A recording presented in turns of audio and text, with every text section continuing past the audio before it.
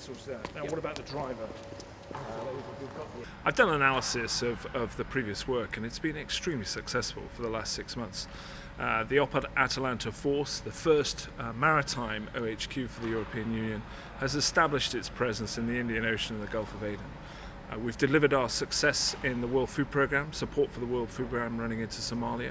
We've worked extremely hard at deterring pirates and pirate activity and been reasonably successful in that. And we've worked hard with the merchant community to make sure that all of those are alive of the measures they need to take to ensure their own safety as they transit this region. So I'm taking over from a team who've done a very successful 6 months. Where do we go from here, I think, is the next aspect. Well, we're in a bit of a lull at the moment. The weather is on our side. The monsoon is running through the Indian Ocean and activity is at a low level.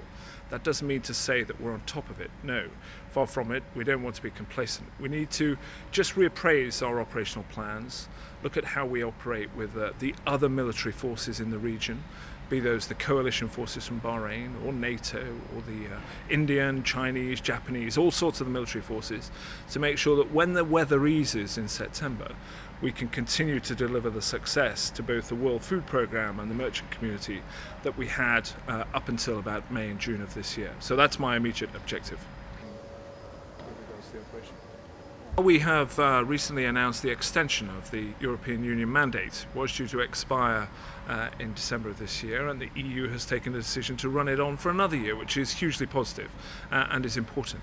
So now I'm working with the member states to see the assets that we have available for 2010, and I'm very optimistic that the forces I require to deliver this operation successfully will be provided by the member states.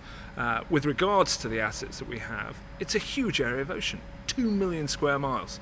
You know, this is 3/4 the size of America that we're looking at here with ships. So it's a big piece of ocean. So you'll never see any admiral involved in this area saying, I've got enough ships. I'll always want more ships. But I have to be realistic. We've got a good package at the moment. We want to sustain that package for 2010, and I think we will. These are criminal acts on the high seas which endanger the lives of merchant mariners, and we need to make sure that the perpetrators of that are brought to justice. And Kenya has stepped up to the plate and is doing her part extremely well, and we're hugely appreciative of her efforts. We hope in the next few weeks to be able to make further announcements on the expansion of our legal framework in the region. Well, I think, as I say, when the weather eases in September, these pirates who they don't have any great restrictions on their activity. They're opportunists. They go to sea. If they see a target, they'll attack it. We need to make sure we've now got our ships in the right position so that we can reduce the impact on the merchant community. We need to keep our dialogue going with the community. There's still lots they can do to improve their ships. We need to expand our cooperation, coordination in the region with other countries and with other forces, and I'll work on that package. And make sure that the World Food Programme, which of course is one of the primary efforts of Atalanta, gets the support it requires as it continues to provide that vital aid into Mogadishu and Somalia. Actually, this is pretty smart out here.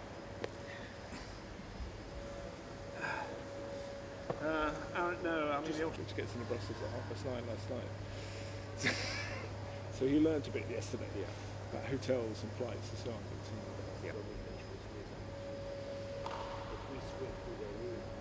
Well, I don't think we're going to get the 6 guys that you would need, 5 guys that you would need to be able to... Yeah, he's gone up to... the